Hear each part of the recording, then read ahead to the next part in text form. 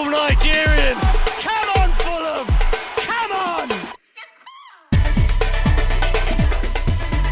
Hello and welcome to the That's So Craven podcast, your Fulham podcast from down under.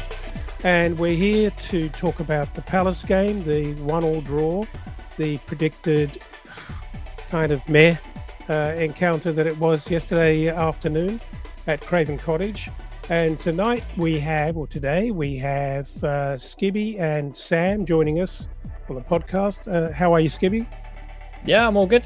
Yeah, just a little bit disappointed, but hey ho, coming to the end of the season, so hey, what can you do? But weekend not ruined, so yeah, let's go with that. Yeah, absolutely. And good evening, Sam. Hello, Father. Skibby's always before me at the moment, and it's not like I'm like your blood relative or anything. I'm going to keep highlighting this as much as I can. Yeah, look, it's the result, it was a bit of pill to swallow at the time, but in hindsight, I think it's genuinely the fairest and probably best result we were going to get out of the day. So in hindsight, it's actually quite a good result, if you can even call it that. But I'm sure we can discourse, and I'm sure we can actually bring some opinions and things, you know? Well, thanks for your match summary, Sam. All I said was hi. Yeah, should I leave now? Am I done? Cheers, we'll catch you next week. Cheers for tuning in. Yeah. Anyways, going back a couple of paces, another busy week in the Fulham universe, as always. Look, significant news this week. Tosin Adarabioyo confirmed as leaving the club at the end of the season. This has been about as a long-running saga as I can remember. It's obviously been rumoured for a very, very long time, and we were trying to work it out. We're trying to work out whether Marco had a cunning plan. Obviously, the club indicated very clearly that they wanted Tosin to stay, but that was out of their hands because he was out of contract at the end of the season. Look, can I ask you guys how you feel about it? Just briefly. Let's talk about it in more detail a little later on, but just briefly what your reaction was when you finally saw that confirmed on the airways. I mean, it wasn't a surprise, and I wasn't that gutted, to be honest. I think if you think about players who could potentially leave the club and leave us a little bit high and dry, so I was thinking, like, if Leno suddenly said, I want to leave, if Pereira says, I want to leave, Muniz says he wants to leave, Willian, we're still in, he doesn't say he wants to leave, but he might still leave. But I think there's still a list of people that you get to Tosin and you just think, I mean, if it was Bassi, I'd be a bit more annoyed. He's replaceable. And I think it's not a shock because everyone's talked about it so much. But my initial reaction was, okay, fine. Yeah, for me, I'm very irritated by this. I'm kind of irritated by anything that's really drawn out and a lot more painful than it kind of like needs to be. To be like seeing like a loved one go through a breakup where you're just kind of like, just leave them. Like, it's not going to get better. Just leave them. And it's been so drawn out. And I feel like it's actually, I'll go on record saying it. I feel like it's actually kind of spoken to Tosin's professionalism. I feel like this could have been handled a bit nicer and a bit cleaner. There's been a lot of kind of like alluding to staying, nothing really like confirming, but also not fully committing to anything. I'm really interested to see what the progression is of his career following this. It's been very clunky and very awkward. It's not as bad as like the Mitrovic situation, but yeah, it's gonna be interesting to see the rest of his career following Fulham now. Yeah. Look, again, I'm interested in your initial reaction. I do want to talk about it a little bit later on, but I kind of, out of disrespect, I don't want to get bogged down on it, if you know what I mean. Yeah. So on a more positive note, let's talk about the That's So Craven Discord server. And for those of you who haven't heard about it, a more exciting thing that happened last week is we launched our Discord server. And for those of you who don't know what a Discord server is, it's kind of a chat forum where you can get your Fulham information from streamed in and copied in from various socials. You can chat with other Fulham fans. There are specific channels about specific topics, and it's just a place where to have some fun and to keep abreast of all things Fulham. We will actually include some details for those who haven't picked up on the news yet about the Discord server, and we will include that in the information accompanying this podcast. Also, thanks, Skibby, for producing that very nice little how-to video, and I think it's pretty helpful actually for people if they pick that up. I'll share that again. I'll share that with my life. Yeah, sure. And can I just say, on behalf of everyone, thanks so much to so many people for jumping in, getting involved, and having a very vibrant chat and conversation right from the get-go. Is really, really pleasing, really encouraging, and look forward to many more people getting involved. Yeah, it's very. Sorry. I just wanted to say as well. I hope you beloved listeners understand that the That's So Craven Discord is officially going to be our lives now. So it's going to be very. This is the community. This is where you go. Some places have Patreon. We have this. So get involved. Which is free. You. Yeah, it's free as well. It's really extensive. It's really well done, and it's free. It's free. Yeah, you have no excuse. And big thanks to Jack for putting in a pretty big effort over the week, and Skibby for helping out. So yeah, it's a really, really great little server and great community, guys. So please, if you haven't seen it already, you haven't already got involved, please have a look. It's free. It's very, very simple to use, and drop us a message if you have any trouble getting around it. The third very, very exciting thing that happened this week, which may have gone under the radar somewhat, is that our very own Skibby and Dave met for the first time in real life. Oh my god! In a pub near the cottage, shared a beer. I'm interested to know, who wore what and who recognized who and who paid for the first beer, and did you use protection? Yeah. You know what? The funniest thing is the first thing. So I noticed Dave. It's like the spotlight in a room of crowded people was on Dave. It was like Hungry Eyes started playing. Exactly. Yeah. But no, I recognized Dave. There was an embrace, a good greeting. But and then then actually Dave saying, "You're a lot taller than I thought you would be," and I was like, "Oh, well, thanks." It's kind of when you meet your idol, isn't it? Yeah. But no, it was good. And to be honest, that was all kind of down to the Discord. It just happened to be in the match day section. We just said, "Oh, I'm going to be in this pub." He's like, "No way, I'm going to be in this pub too." And there was a few things there, and I think Dave may have had a few more beers than me that day, but all credit to him. But no, it was good. And then we managed to do the pre-match kind of thoughts together, so that was pretty fun. But it was a cool, relaxed atmosphere, and there was a few people in the pub that I recognized from sort of the community. So there was sort of Costas Chatko was there as well, and then I saw Norik, the Kosovo fan from afar. So sorry, Norik, you left before I got a chance to say hello, but but no, it was really cool. But no, it was good to see Dave in the flesh, and the first of many, I'm sure. Oh, that's cute. I love that. Thanks for sharing your budding bromance with us, and we appreciate it. And I hope to see many more. And it wouldn't have happened without this podcast. So there you go. Oh, look at that! Look at that! And if you want to find Skivvy in the wild, just go to the That's So Craven. We'll post this postcode there just for everyone. Yeah. And it's free. Not an exclusive bromance. It's not an exclusive bromance, so there's more bromance to give. Polyamorous. It's a polyamorous. Exactly. Okay. Right, Crystal Palace. Right. Hey. Oh yeah, there was a match as well. Sorry. Let's talk about the match. before we talk about the match, let's talk about the lineup.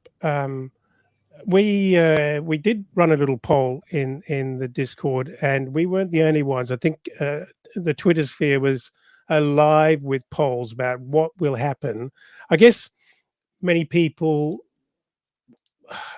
There were a lot of respected voices commentating on the Tosin situation, but personally, I felt that Marco would actually have the final word on this and would actually confirm or deny the truth behind this rumor by his starting 11. And but beyond that, many people were questioning whether Marco, regardless of whether Tosin was leaving or not, confirmed whether Marco would play Tosin, whether he would send a message to the dressing room, and just how that would play out. In the end, there were a number of changes actually in this lineup. As we all knew, Diop replaced Tosin. Bobby Decordova-Reid was preferred on the right to Iwobi from what might normally be our presumed best 11. And Iwobi started on the left despite a fit Willian. And Willian was on the bench. And of course, the other contentious one, in the light of our recent discussions, was Harrison Reed was chosen to partner with Polina. Sam, how did you feel about all of those? Firstly, and again, leave the Tosin one for last. We'll have plenty to say.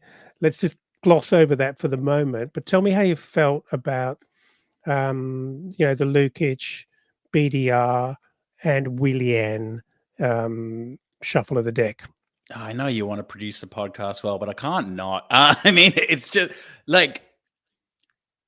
It's significant. No. I mean, I'm not suggesting really we ignore the elephant, but I don't want to have a half an hour discussion on Tosin. No, genuinely, it's more just like it's more just like I just don't want to forget. But I just thought it was just so ballsy, and like Silver.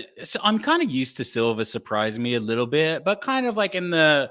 Like when somebody comes up with like an 8-letter word in Scrabble, it's more like, oh, okay, interesting. Whereas like that was like he's legitimately going, nah, we're putting a full stop on this now. It's brave, very, very brave. And fortunately, Diop played fine, like serviceable, nothing overly special. But like it was really. I mean, I kind of knew Silver had that in him, but I was quite surprised.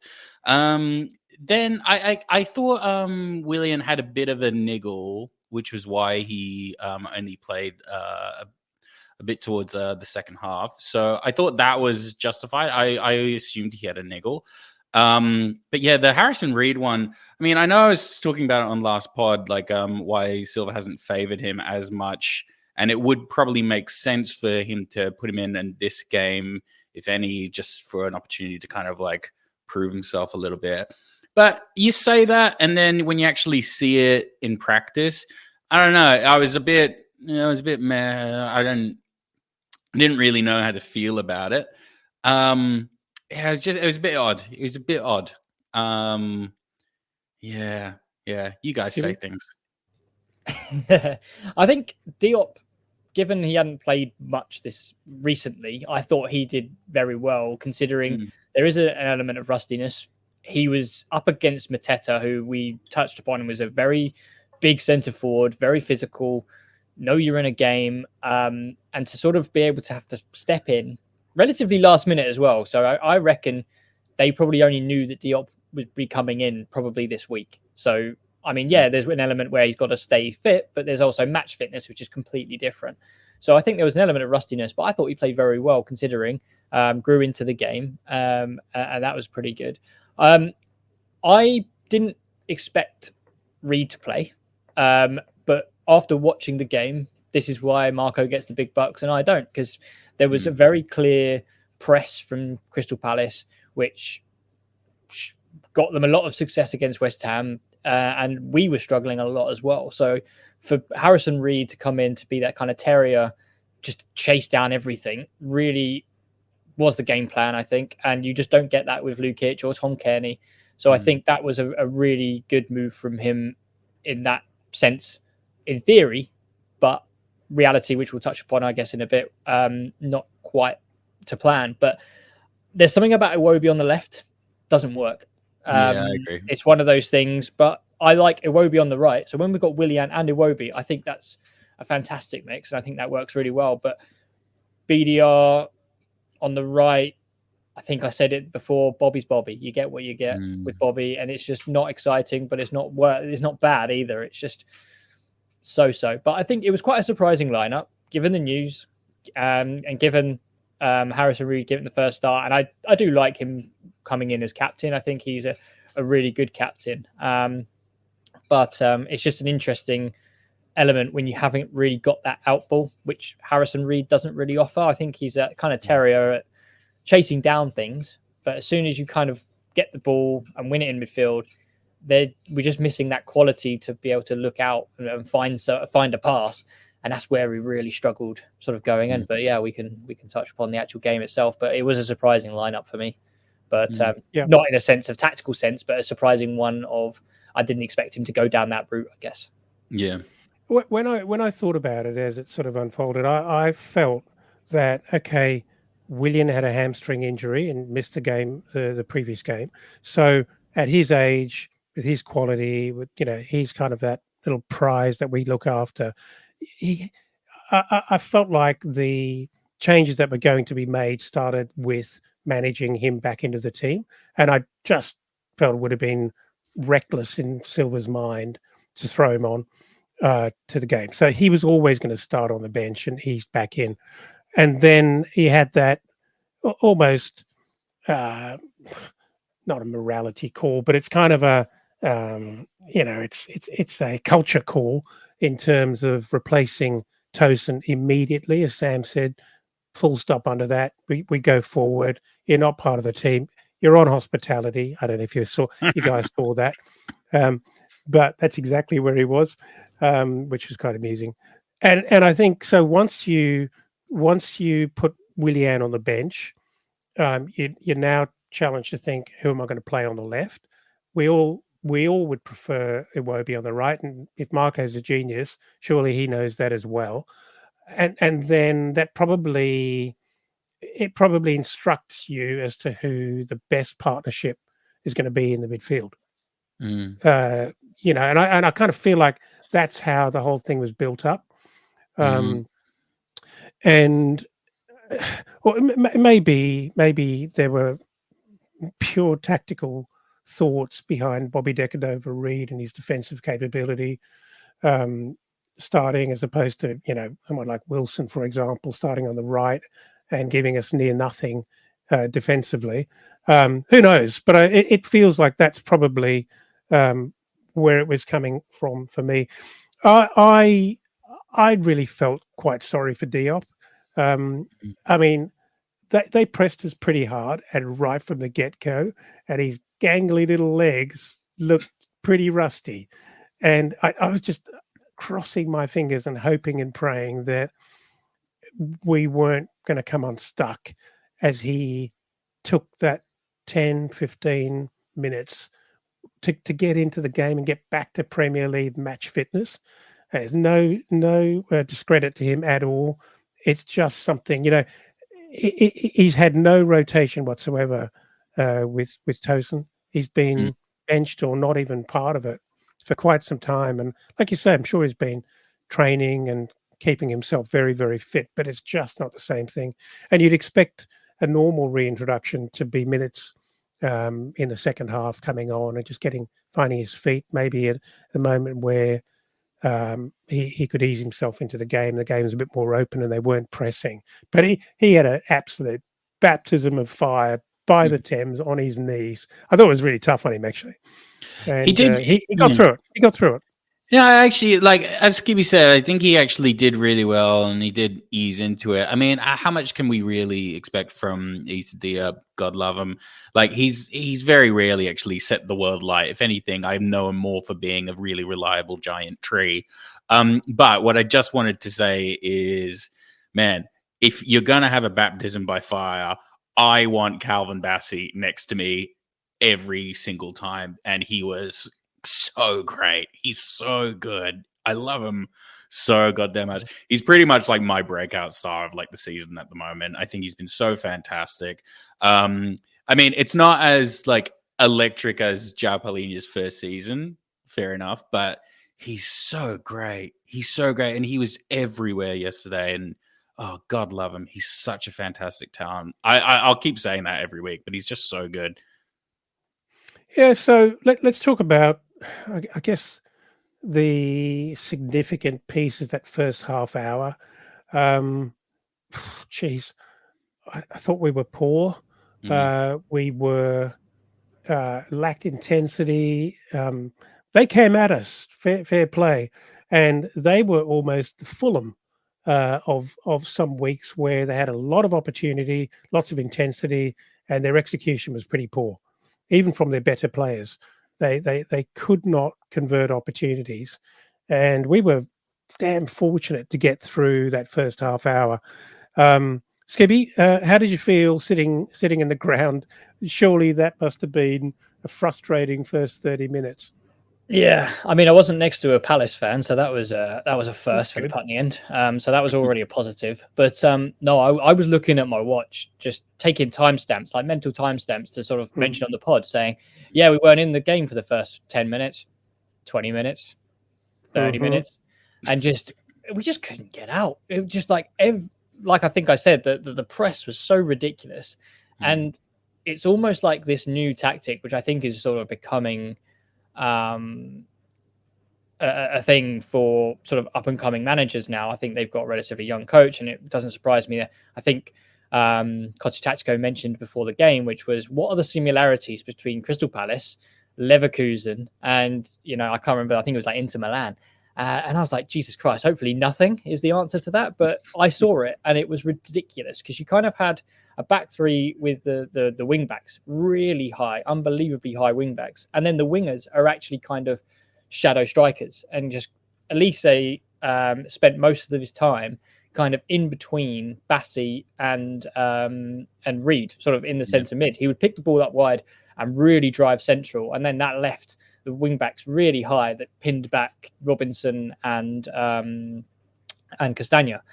And it was just almost, as soon as you, like Diop, if they picked up the ball or Bassi picked up the ball, he would look up. Reed was and Palhinha were being pulled all over the place. Pereira, bless him, was running his socks off, but he was being pulled out of position just because he was just trying to sort of counter any kind of pressing from Palace. And I think the man for me who really made their pressing work was Mateta. And if you watch the game, or especially from my perspective, he was sitting in between the centre backs and the centre mid, so Palhinha and Reed in this instance, and they just couldn't find the out ball, and we just struggled, and we were just crying out for that Leno injury just to slap some sense into people and just find out where we were going wrong. Because I mean, Palace looked immense, and if that was Man City, we would have been 6-0 down at half time. It's just because they were just lackluster in clinical finishing, which is really fortunate for us. I think they only had a shot on target. I think one shot on target, I think, in the first half, which for their domination of the ball and just playing with Fulham basically was not a very good return from their part. But I think it's something that's they've got a relatively new coach who's come in for Roy Hodgson due to sort of medical issues at the moment.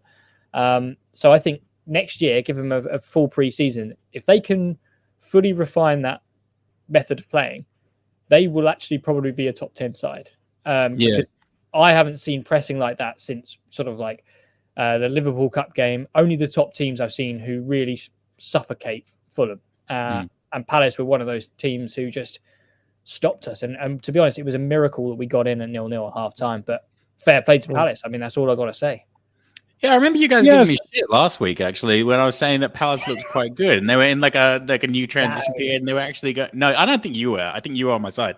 But like the others were like, I don't think Palace are that good. But like, yeah, I actually completely agree, because they've got a very, very young side, very, very capable young side, and they kind of just needed a decent manager. Yeah. Oh, was that shade on Roy there? I love Roy. But you know what? Come on, like he's always Get him off. Boo. No, like okay, like genuinely, this is a place of love here. Like, and we love Roy, but you know what?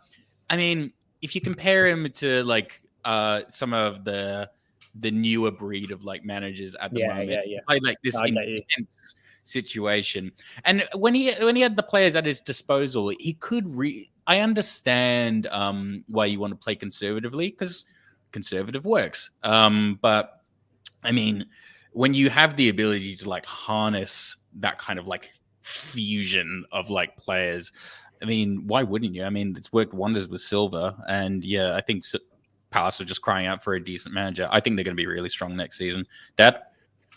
Yeah, well, I think what's interesting about Palace, which I think we were kind of mulling over on the previous pod, is that new manager. I can't remember how many weeks he's been on board now, but it's not been long, and they've been pretty inconsistent, really hot and cold over the last month or so, but they have had some pretty impressive results, and maybe it kind of tells the story of what's happening there because they're actually putting in place something quite new. It's pretty exciting, actually.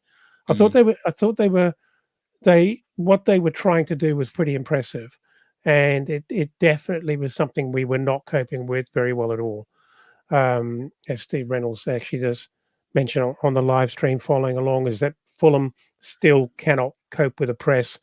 But as you said, Skibby, that was a quite an impressive press for that first 30 minutes until poor old Bert Leno. I was really worried about him. You know, he developed some mystery illness, could have been long COVID, not sure what it was. But what I found quite amusing was he went down rotating his right arm, looking like he did a shoulder injury, sat on the floor rubbing his right thigh, and then looked quite confused as to what was actually wrong with him. And I just, and you know, on cue, all the players just rushed over to Silva, and I just thought it's pretty blatant. But hey, you know, we're probably the last to get on board here with this shenanigan.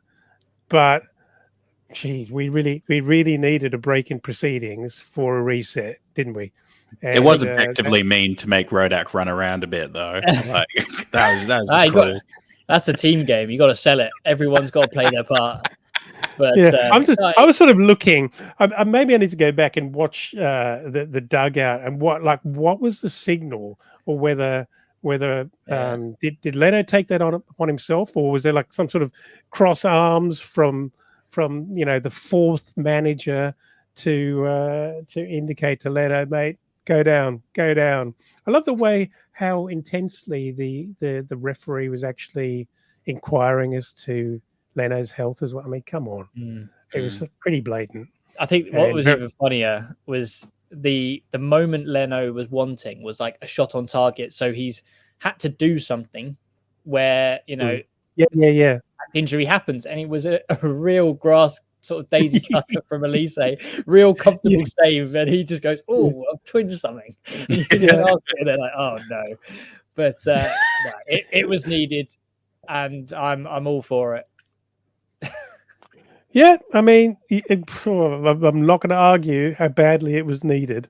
But anyway, things definitely changed. You know, I think Silva had worked things out and had a new plan as to how we were to deal with it, at least to get us into halftime. And surprise, surprise, you could literally cut the first half into two phases, the first 30 minutes and the next 15, without any shadow of a doubt. So we got to halftime. Sorry, Sam, you got something to say? I just got one question, just because I just don't want us to potentially like gloss over it. Because when we're talking about like dirtiness and just the dark arts, Joachim Andersen, how did he not get carded? Or how did he not get like more kind of like attention on him? Because he was, I'll say he was damn right reckless, you know? And like he's really taking the piss at a couple of points. And I was like, come on, like, I want to. As I said on our WhatsApp group, you know, look like a model, act like a thug, and you get away with it every single day. Honestly, pretty privilege has never been like so blatant.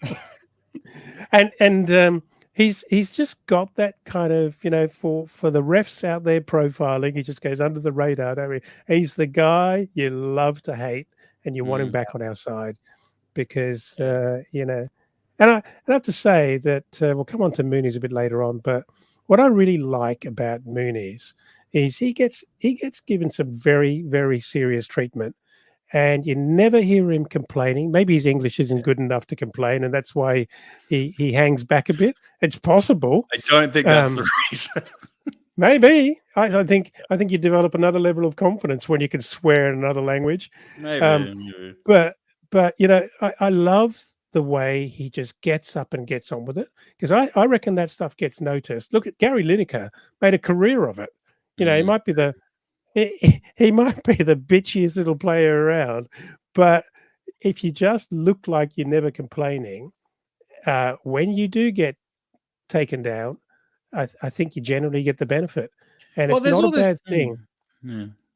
You go. Well, I was just going to say, there is all this horseshit now of just benefit of the doubt with certain players. And if, like, Muniz can actually get to a point where referees are just kind of like, oh, Rodrigo wouldn't do that. I am more than happy for that to be a thing and for him to just build on top of that. So it's not like him to stay down. So maybe it isn't worth a booking. But no, I mean, I'm telling you, it's a thing. It's a thing. It's an absolute thing.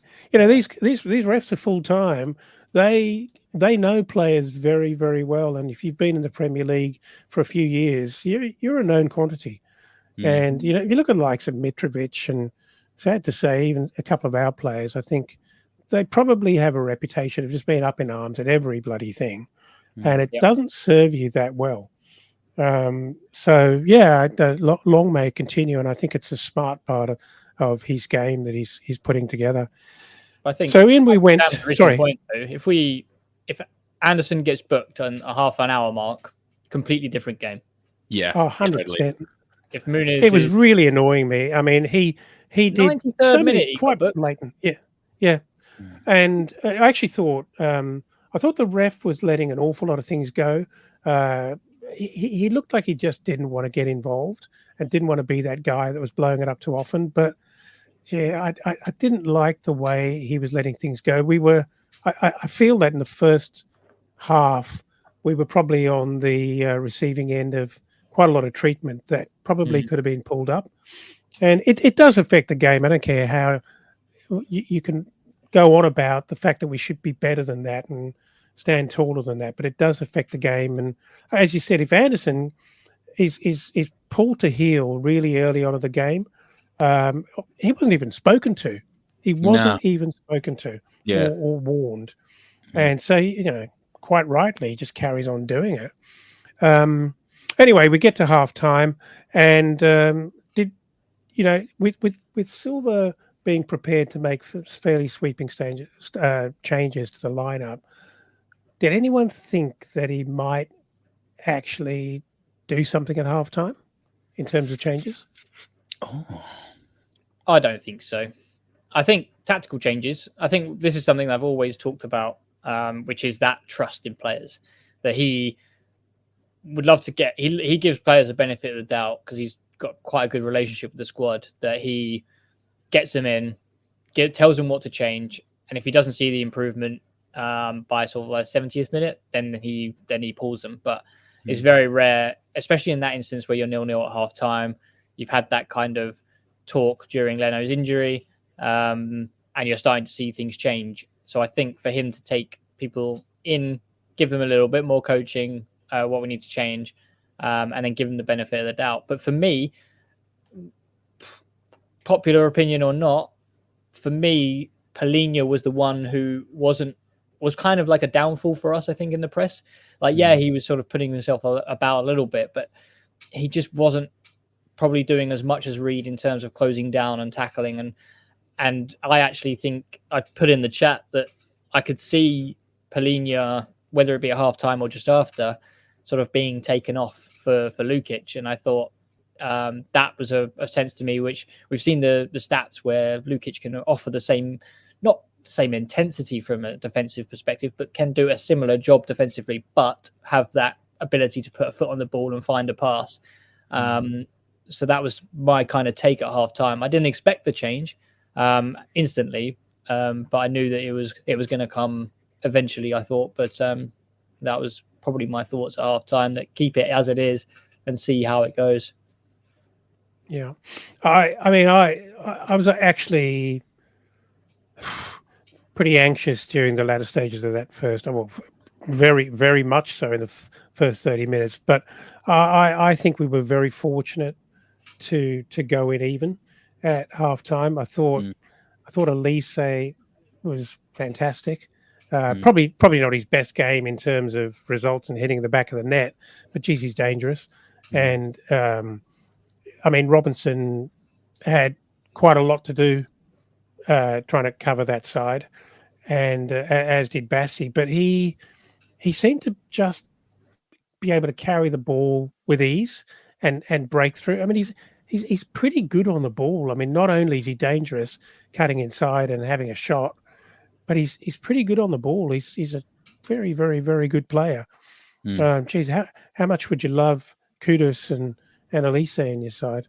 I think they're destined for much higher positions than Fulham. As much as I'd love to have them, but those boys are going to end up in a top 6 club. Well, you say that, but someone recruited them into mid-table teams, so it's not like those sort of players.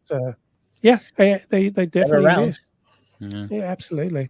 Any other standout players? Came from Reading, I think he was that's another point of mine. We got to look at. He's a local guy, like Hammersmith born. Yeah, got to look at Championship for sure. Like, there's so many good players in the Championship that just get ignored. Yeah, and then I think Palace took a chance on Elise, had a good spell at Reading, but it's paid off, isn't it? So, and I think it was only like 7 million or something ridiculous. Yeah, he's quality, absolutely high quality. Any other Palace players that caught your eye in the first half? Yeah, number 20 in centre mid, 20 years old.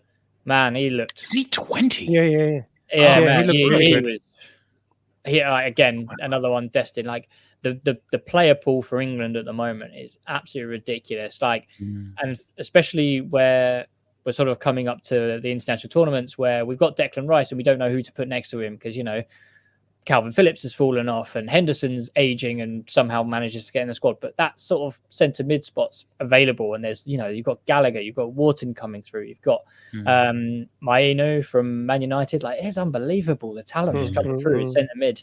And Wharton for me is another one. Like he's classy, isn't he? He's very classy, very good on the ball, and he's got a brain as well. He's very, very good. Exactly. When we talked about football IQ, like how important it is, like it's brilliant that you can do all these tricks and find a pass and all of that stuff, but to know where to be on the pitch at what time is just something you can't really coach. You either got it or you don't. And so true. He was just finding these gaps, and he was just unbelievable. And I think he was probably one of my man of the matches from my perspective. He was just everything that Palace were managing to find the gaps and finding the ways to get forward. He was always part of it, and fair play. He's a talent. Yeah, I couldn't agree more.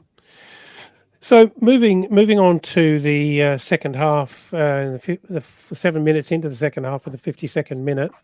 Beautiful move. Yeah, absolutely. Oh, is that what happened? Is that what it was? Yeah. Well, actually, a nice bit of sleight of hand from Bobby. I'm not sure if he meant to leave that or he just couldn't get to it, but obviously the pass comes in from Castagna, which is a good pass. And our man's got his head on it, who nearly smashed into the upright as well. But he looked pretty keen to get on the end of that, didn't he? And I'm very, very pleased. With all respect, Phoebe, I'm very pleased that he scored that at the hammy end, and for the home support who went nuts for him, and great to see him back on the score sheet. Yeah. It's a fantastic goal. Really, really well worked. Honestly, that was one of those goals where I got really, really pumped for that because, 15 minutes beforehand. I couldn't see us coming through with something like that. It really, really changed the tempo of the game. We really, really needed to score first. And I love when Muniz scores. Like when Muniz scores, it just makes me happy. Like it's not that deep. It's just I love supporting this kid. I reckon he's great. Anyway, and the dancing. I mean, it's a bugbear for most people. Is just like all these players dancing, but I mean, he dances every time, and I love him for it. I love a little bit of a Muniz groove on, all about it. I'm going to say, you know, I'm so happy that he's got a goal after a few weeks of going without, and you know, many people have commented on that. The true judge of the guy is how he's going to deal with his lean patch, and he's been fantastic the last 4 weeks. His effort, his contribution, he's been terrific, and I think he's impressed everyone. Any doubters that this is not a player, I think, have been kind of put to bed. And I'm going to say that for me, even if he didn't score yesterday, he'd be up there with my better players on the pitch for Fulham. Absolutely. I thought it was really, really good. Once again, we talked about this. We've been talking about it for a couple of weeks now, but once again, his contributions are intelligent. His layoffs are really, really good. He made one, you know, it's a little bit overhit, but geez, he knew exactly where he wanted to put one ball where he was under intense pressure. Yeah. Oh, what a ball that was. Oh, it's incredible. So quick. He knew exactly what he wanted to do, and he was under intense pressure to actually get a foot to it. And even the little spin that he did in the first half, where he shot one over the crossbar, but he had no right to actually get a shot away there. And he just works so hard, and he seems to be very grateful for being out there and just making a contribution. And the goals are a bonus.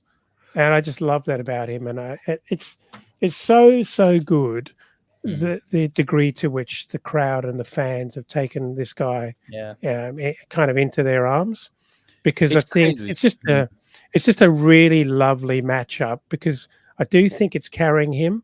He feels the love, and I think he's just growing from week to week.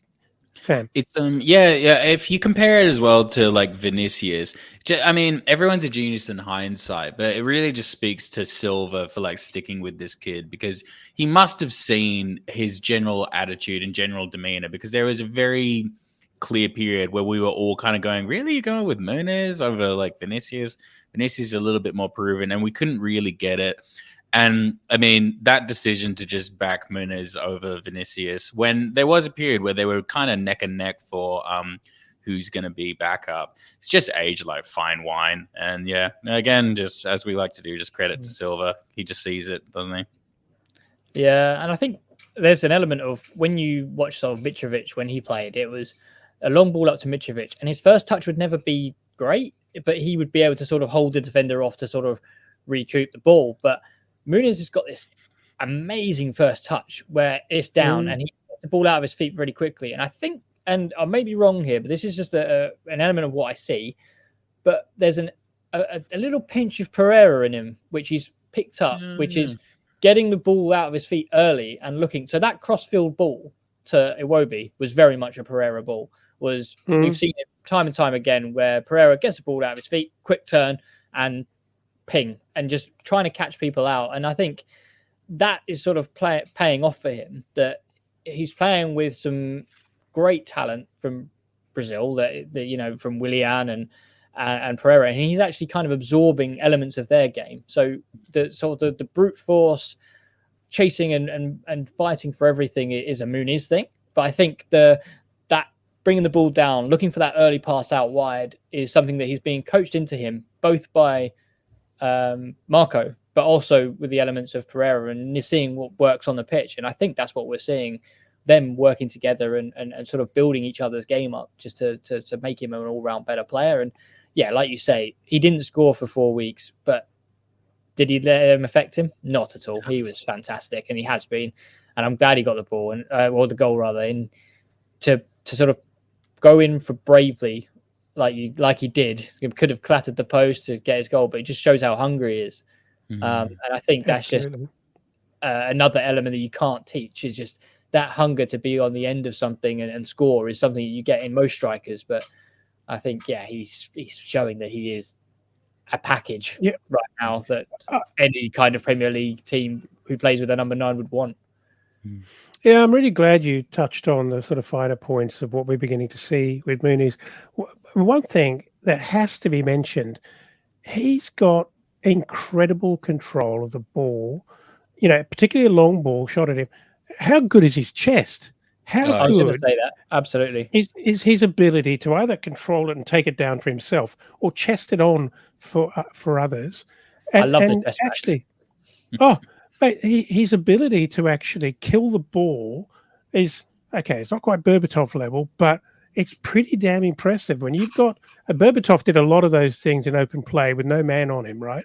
It's still impressive, but when you're a centre forward playing with your back to the goal and you've got a big man on you, to actually control the ball and kill it at your feet under your control is mighty, mighty impressive.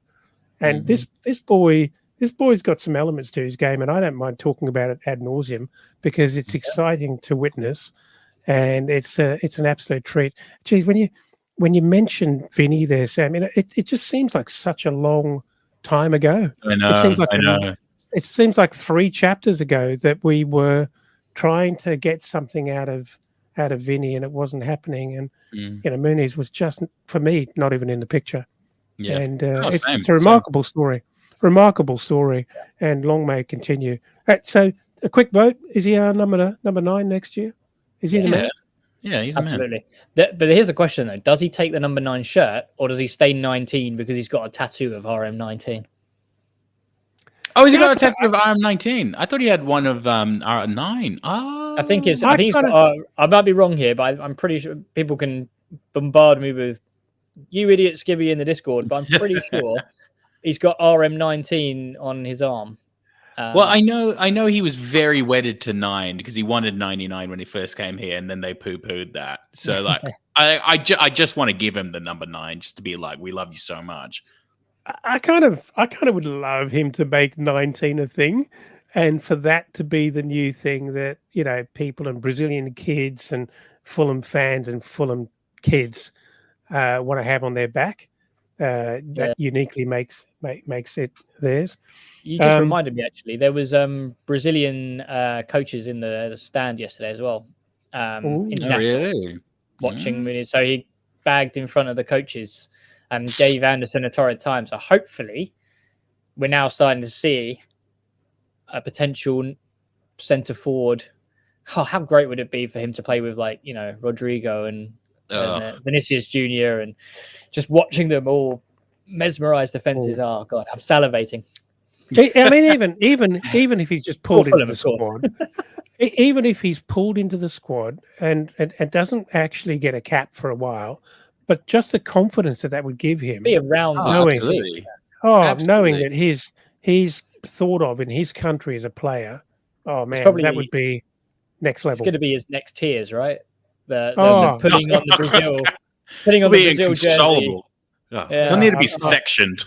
Like, I'm good with the tears. May there be. I'm waiting for the Willian video where he's in the living room with Rodrigo, where he gets to call up. I'm waiting for it. I hope he does it. Yeah. Okay. Because it's not Black, White, isn't it? Yeah, Black, White, and Fred on the live stream has just confirmed that, or I guess it might be fact, but he's confirmed that Muniz's tattoo says RM9 on his arm. So, look, there's probably a little bit of space there to stick another one in. Yeah, why not? It is RM9. I just Googled it.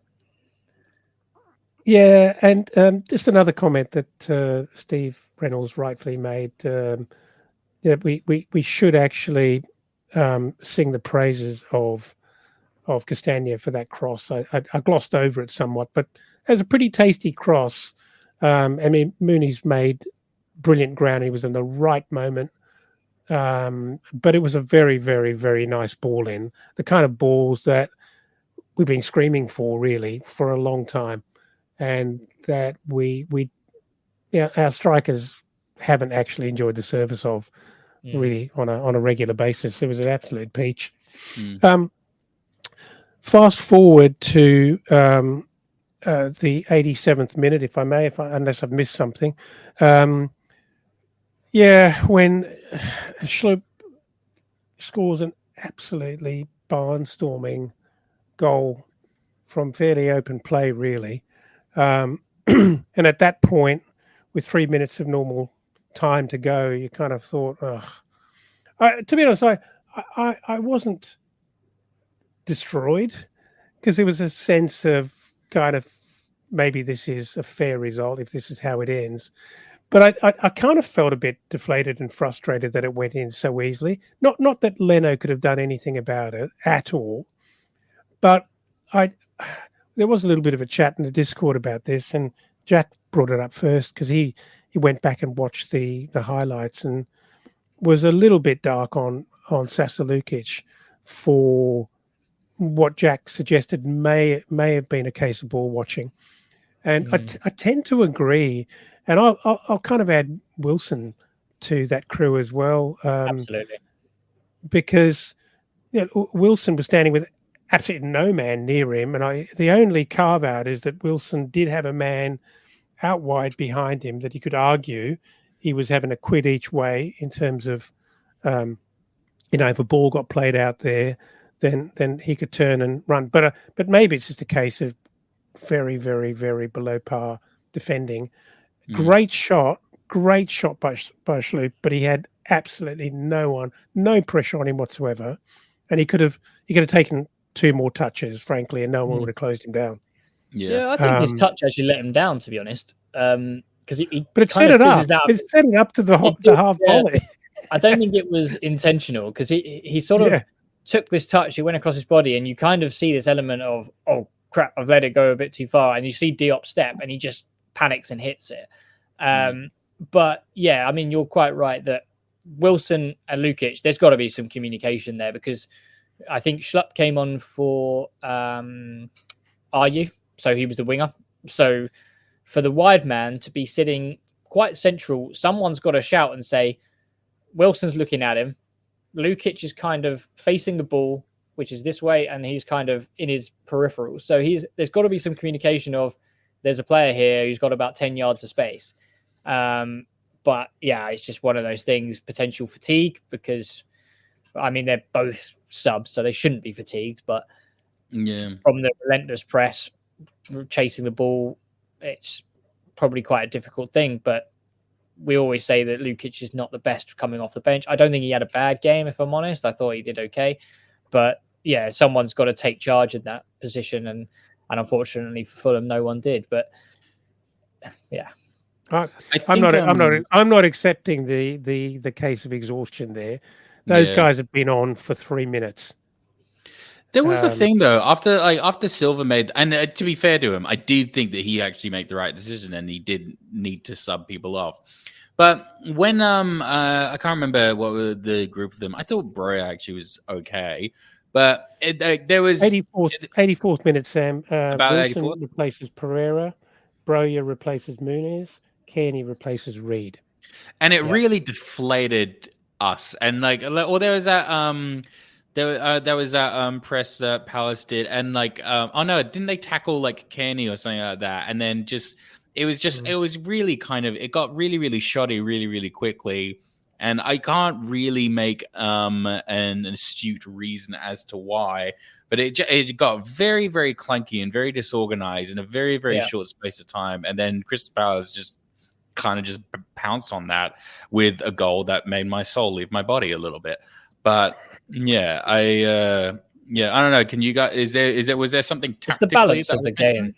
It's just the balance, isn't it? You've got Reed, who, I mean, he was waving to come off anyway, so fair enough. I get Reed coming off, but I think once you take off Pereira and Muniz, who arguably were having probably the better games from the team that were on the pitch, they were comfortable. They were causing problems, and I just don't think it just takes an element of time to get into the game. So to ask Broya and Kearney to be 100% from the get-go from the 84th minute, whatever, then they came on. It's such a big ask. And I think, especially when you're taking off such key players, it's a big ask and it ruins that kind of balance.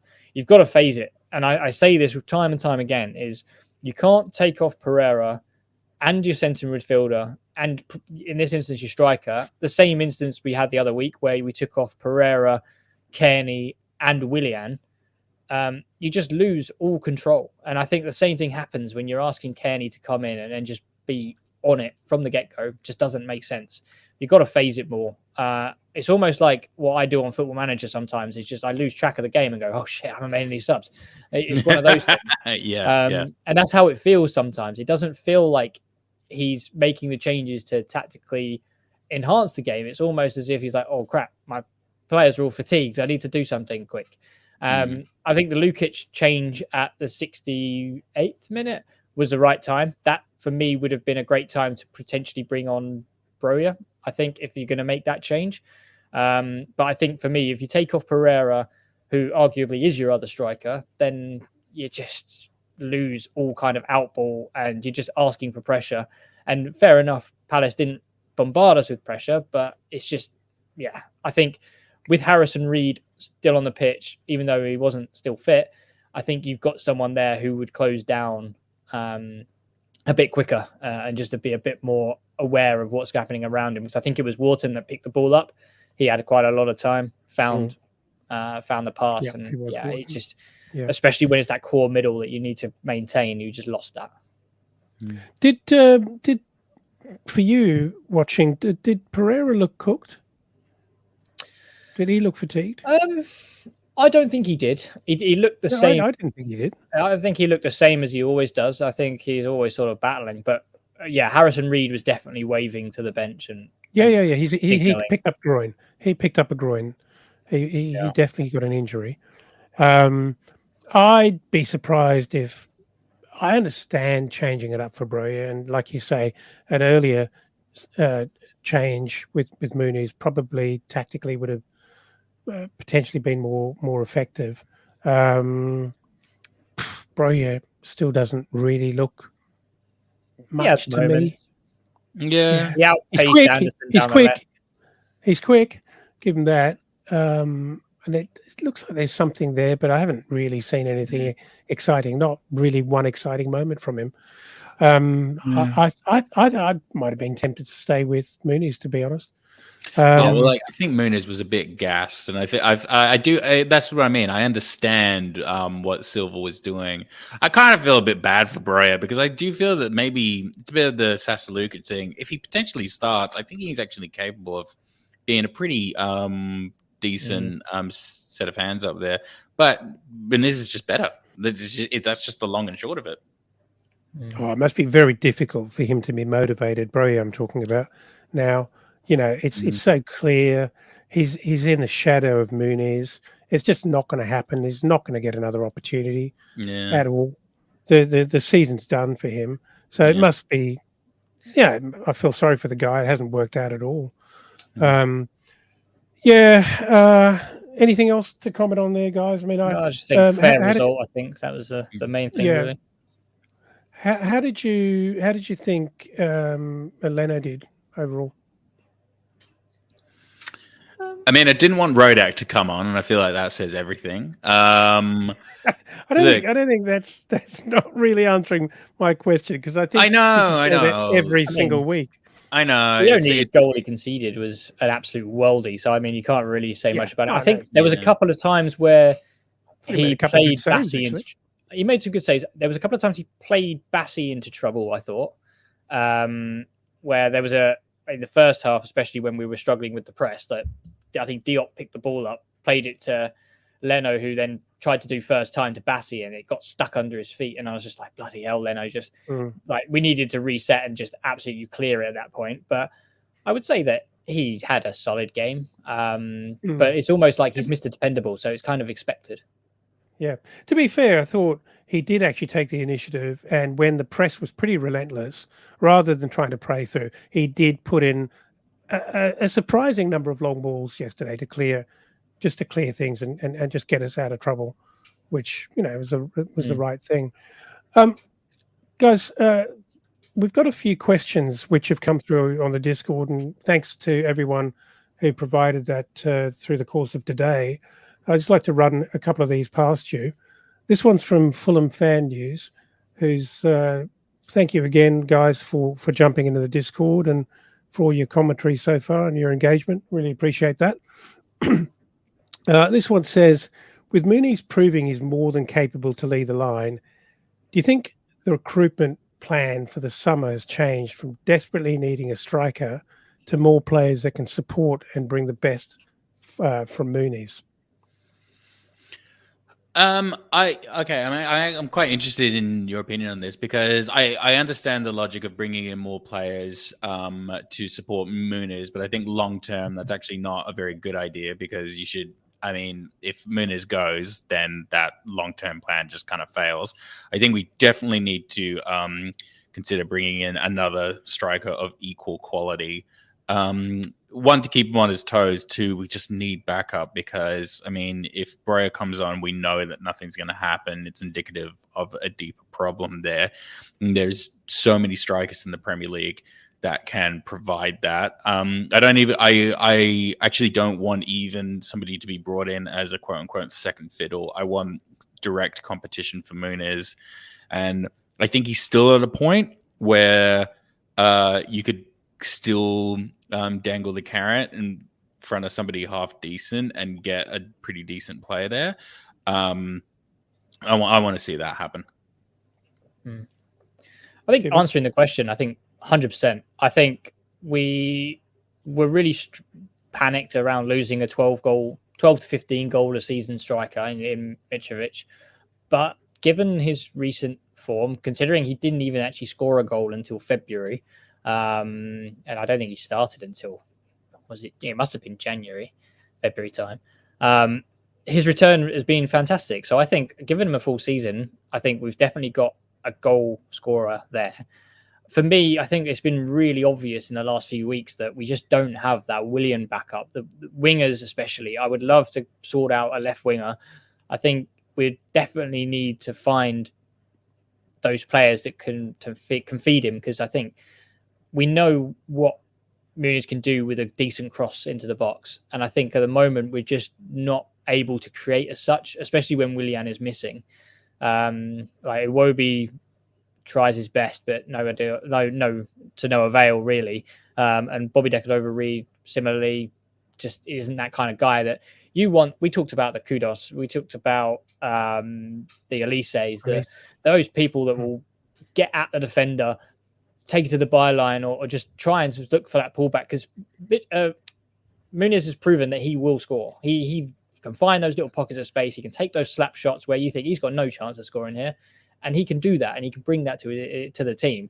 We just need those people that are able to be that extra level, getting in behind and just pulling it into the space where he will be, in order for him to score. But I mean, an interesting thought I was thinking the other day was, I've been speaking to some Birmingham fans around Stansfield and what actually he brings to the table, and they say a great goal scorer, but the real the attribute that everybody loves is his work ethic. He just chases everything, apparently. And I was thinking, how great would that be in that sort of Pereira role, where you're chasing everything down, and yet you've got someone next to you who can sort of feed off. That would be an interesting development for me, is if we almost play two strikers, but one who's just running their head off in Stansfield and just closing down everything and trying to win it back, and Muniz being that kind of goal scorer. But then also bringing goals into the game, because we know Stansfield can finish. I think that would be an interesting thing that I'd like to see in pre-season. But I think, yeah, definitely focused on finding that left winger, finding that real extra next level talent that we can, if we lose Willian, even if we don't, just someone who can come in and do that for us. But then also focusing on that centre back, as Tosin is leaving. And I don't think Diop is the way forward. So I think it is a blessing in disguise that we're able to find something that we already have to fix a hole. And then we can start focusing on other areas, centre back and wingers, especially for me. Well, thanks, guys. I'm not even going to add to that, because I think you've both covered it really well. One We've got another question, a couple more questions here. One from Fulham Texan fan. I think that might be Eddie. Do you think Diop is the answer long term at right centre back? Personally, he looked uncomfortable the entire first half, seemed better in the second half. Did anyone look comfortable in the first half? Yeah. Well, I think, taking that aside, because I think you're right, but He had some rustiness. how do we feel? Oh, beyond his rustiness, which I think was to be expected, and he did get beyond that because he did improve. The question is, does he replace Tosin, and have we nothing more to worry about, or do we need to go shopping in summer for someone else to rotate with him, or possibly for someone else to actually start and Diop to be the backup? I think he is a great squad player. I think he's shown that he can come in, and I think he's still got that quality about him. And I think if somebody said to me that it's going to be Bassi and Diop going forward next season, I wouldn't be too worried, if I'm honest. But where we are in the league and how we've been playing under Marco, I always want bigger and better. I think that he would be a fantastic squad player to have. And if we can find the right-sided equivalent of Bassi, then I'm all for it. I think we should always aim for those sort of world-class centre-backs. But I think he can be the answer long-term. And long-term being next season, I would say. But I think I would be disappointed if we weren't looking in the market for a full replacement for Tosin, who will take that centre-back position going forward. But yeah, I won't be. I think there's a player in Diop still. I think we saw it yesterday. Considering I can't remember the last time he started a game. I think it must have been probably around sort of February time, January time, if not before. So to come into April, nearly May for the first start in months, then that's pretty good performance from my sort of point. If we can train and coach out the mistakes and get him a little bit more where he gets relaxed and sort of switches off, I think if we can coach that out of him, then we've got a great player. He's a physical guy. He's huge, and I think he's a great asset to have at centre back. But if we can just train those mistakes out of him, then I definitely think he could be the answer going forward. But like I said, bigger and better. I always want those sort of top talents to come to Fulham. So why not look for, like, I'm saying that we should have a winger on our list. We should have a striker on our list. Yeah, we got Muniz as a striker, but as Sam said, get someone, like, aim for the top. Like, aim for those people who are going to, don't just say, oh yeah, we'll just get in a freebie like Tosin because, you know, he'll just make up the numbers. But we want someone who is best in class in that position stats wise that we can bring into the squad. And I don't think we should go into next season and saying everyone's definitely got a place in the first 11. Everyone should fight for their position. Therefore, we should go for the best in class. And if we can find one, then absolutely, then why not? Yeah, I mean, to be honest, I think I'm probably a little bit more stringent on the matter than Skivvy is. I like Diop. I definitely don't want to get rid of him anytime soon because I think that he's a solid rotation and like a decent option if required. But he hasn't given me reason to kind of be fully comfortable with him being starting centre back at the moment. I would want to sign someone new. I would want to, and you know what? We've actually proven we're very capable of finding these decent players.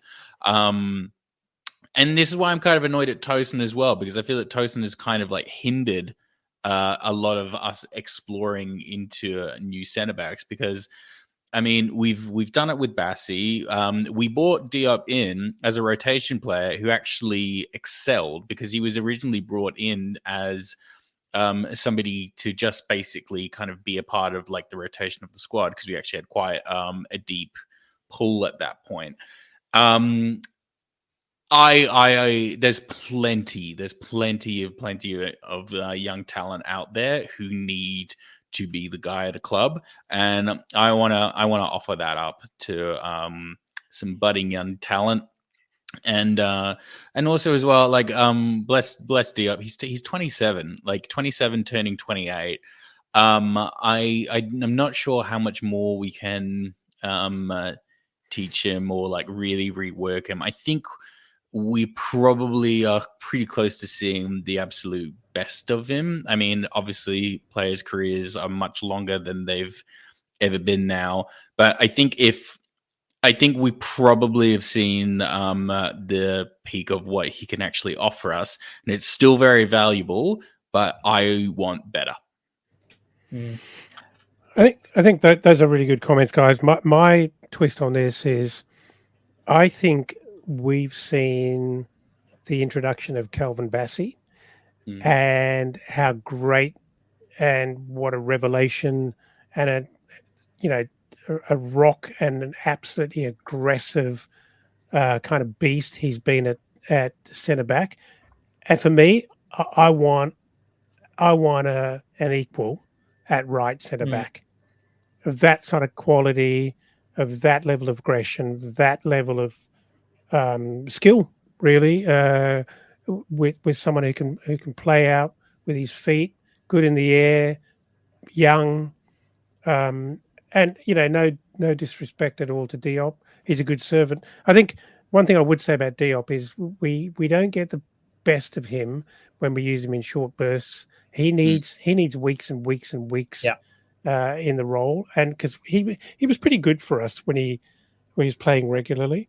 Obviously he had the odd area in, and I think you're right, Sam. I do think we know where his high watermark is. So yeah, I'd like to see someone exciting new come in to replace him. I think there's another thing about partnership as well, that you can get away with one of the partners not being as good as, but if they complement each other, then you're onto something special. And I mean, this may be a real unpopular opinion, but Hangeland and Aaron Hughes come to mind. Yeah. Like Aaron Hughes, when he came to Fulham, was not really the most high thought of Premier League centre back in the league. But I think the partnership that he managed to build with Hangeland made us this absolute force defensively. And I think it was more in the fact that, you kind of had a little and large. You kind of had, Hangeland would always sort of be that physicality or the physical player that would sort of deal with that side of the game, whereas Aaron Hughes was a lot more, basics, if that's the right word. So I think if Bassey and Diop could complement each other, where you've kind of got Diop doing the dirty, the real physical, brutish stuff, and, just laying it off to Bassey to then sort of find that out ball, that could be something that we could look to go forward. And I think you don't necessarily have to have top centre-backs playing together. I mean, you've kind of, Brighton comes to mind, when you've got Lewis Dunk and Webster. You've kind of got this gangly bloke who, is pretty good on the ball and makes mistakes, but, playing with Webster, who's a bit better on the ball, they actually complement each other really well. And I think that's something that I can vision with Bassey and Diop starting. And I think that's something we could have going forward, but time will tell. Yeah, look, my apologies to Black, White and Fred, who's both following on and also kindly sent in a question which I overlooked reading out. But I actually think we've answered it, but I will read it out. It's pretty much along the same line, which I realised why Jack put this on the same page. And his question was, how do we think Diop did yesterday? Seemed to start a little rusty and grow into the game. Is he going to be a starter next season, or do we need to find a new centre-back? Hopefully we've answered your question, Black, White and Fred, both now and through the whole pod. Actually, we've been talking about it, but pretty consistently, because I think it is pretty topical. So to our last question, guys, this is a question from Zed in the Discord. It is a discourse, isn't it? What level do you think Tosin can actually play at? Is he a little delusional, thinking he's anything more than a mid-table Premier League centre back? Look, I don't think he's delusional. I mean, in order to be a Premier League player, you have to have an element of delusion about you. You have to truly believe that you're the absolute best and you can achieve absolutely anything. The sky's the limit. I truly believe his attitude will let him down. I think, and this isn't even necessarily in kind of like an airy fairy kind of like, oh, it's good to be nice. I think if you think of like the professionalism of, say, like a Messi, for example, I know it's a slippery slope argument, but very few people, if any, have a very bad word to say about Messi. I mean, people like Brazilian Ronaldo, Fat Ronaldo. Again, very few people have any bad words to say about him. It's not, and this is a great message for our younger viewers. It's to be nice and a good person to work with is actually a thing that can seriously benefit you long term. And I think if you actually if you think that you're better than where you are, it's not necessarily going to bode well for you in the future, because these ideas kind of carry on, and all it does is signal to managers, well, you think you're too good for Fulham and you want to come here. I'm not really sure how I feel about that. Polina is an amazing example of this. Polina was out the door, had one foot in Bayern Munich, and then came back to work the next day, ready to basically put everything behind him and then just go forward. If I'm Bayern Munich, if I am PSG, if I'm wherever he wants to go, even if I'm Man United, I'm looking at that and going, I'm not sure if I want to take this on.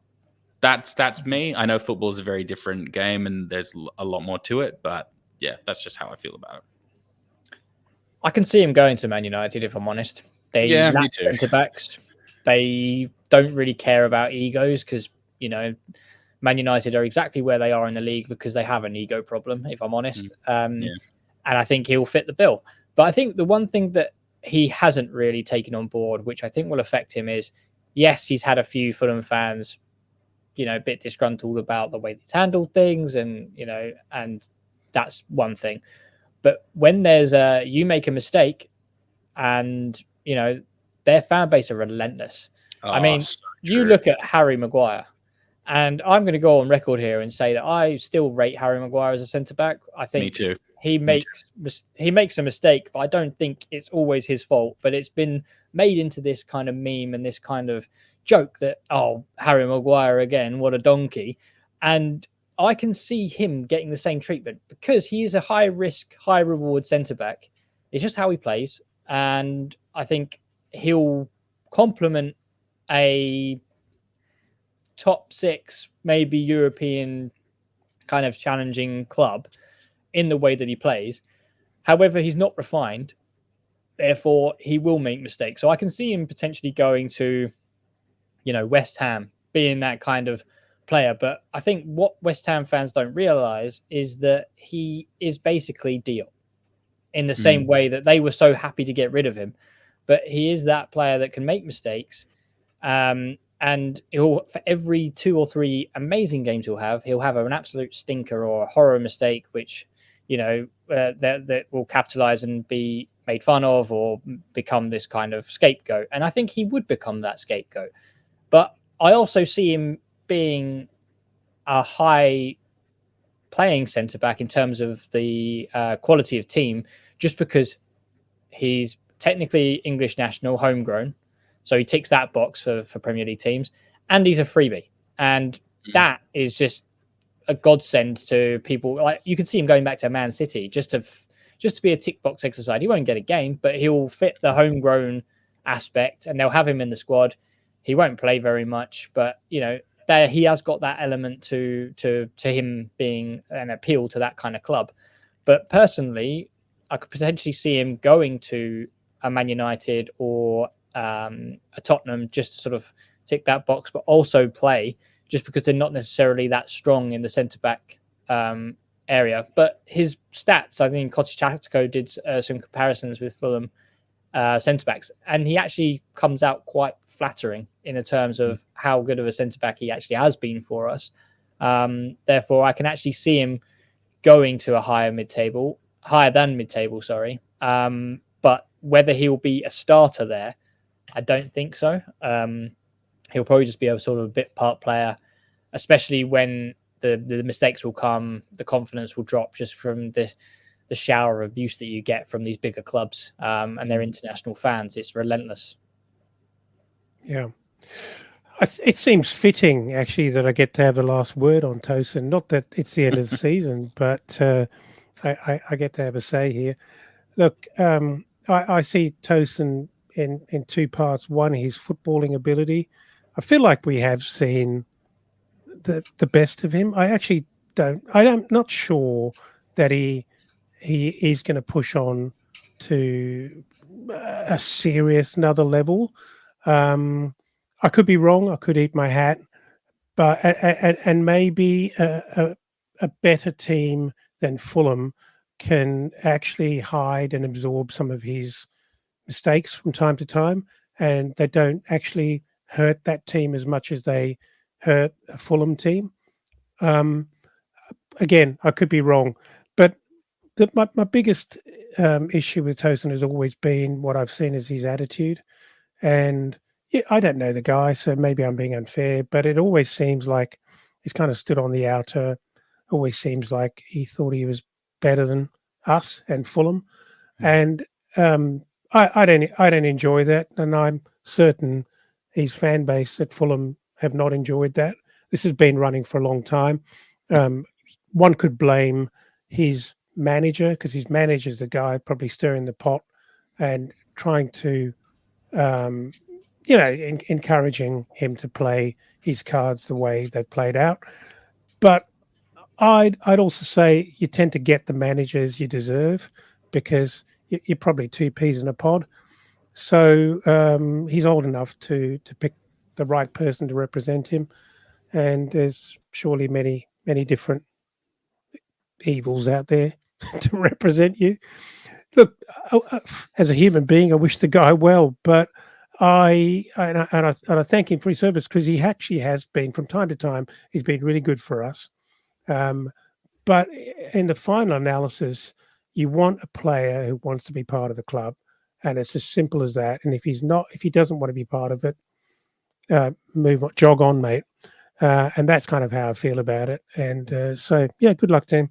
I don't wish any ill on him, but I'm not sorry to see him go because I'd rather see the smiling face of Kelvin Bassey, just so happy for his players around him when they do well, so clearly loving being part of Fulham, and someone like that, I'd rather move on to welcoming that person with open arms. It couldn't happen fast enough for me.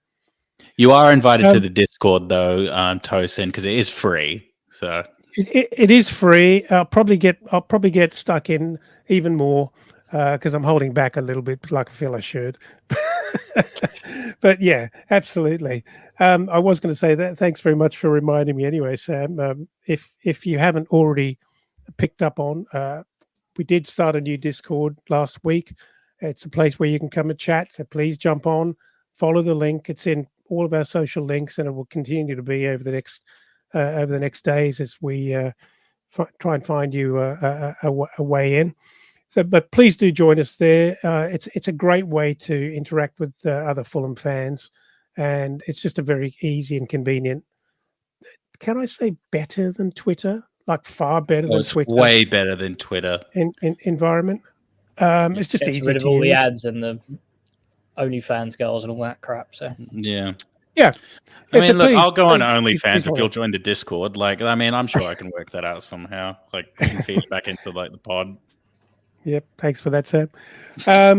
In addition to that, please do like and subscribe wherever you can to the podcast. It really is helpful to us, and we really, really appreciate it. But by and large, please jump into the Discord because that's really where we're going to be focusing our efforts going forward, and that's where you probably get the best bang for your buck, which is free. Skibby, thank you so much. It's been a long one, but I think there's been a lot to cover. I keep trying to keep out of and away from the Tosin conversation, but it has kind of dragged us along tonight. And I think it's necessary. We have to have it. It was the biggest talking point of the week, so no, that's all good. But no, thank you guys for having me, and yeah, as I'm sure we've all said, join the Discord, and you may bump into me in a match day pub. So always happy to have chats and tell me how wrong I am about things. So no, thanks for having me, and look forward to the next one. And Sam, thank you as always. You got another early night tonight. Well, it's 12:30 where you are, but that's an early one for you. Yeah, it's relatively early. You won't find me in a pub, but I like being like a mythical kind of creature in the Fulham fan base. That's kind of unattainable. But you can still find me here, and you can find me on Discord. And as always, thank you very much for having me. Well, it has to be part of the plan, doesn't it? I mean, the three of us have to get over there at some point. I'm starting to get really... Yeah, I'm starting to get very jealous of like being far too close to Skippy and Dave talking about their match day experiences, gearing up for their match, gearing up for their beers. I'm feeling a little left out, and feeling like further away than I was a year ago somehow. We should start like a crowd fund or like something. I was just like thinking that. Yeah, that'd be great. Yeah, all expenses paid. Yeah. And on that note, thanks again, guys. Thanks everyone for listening and putting up with us. Always enjoyed the chat. Jack did put a slide up mentioning what game we've got on next week. I don't even know. That's Brentford, how much I live in the moment. Yeah, of course it's Brentford. Absolutely. Brentford away. Oh God! And what a game to forget. But yeah, that's a big one to look forward to. No doubt we'll be talking about it midweek. But for this pod, thanks again, everyone. And come on, you Whites.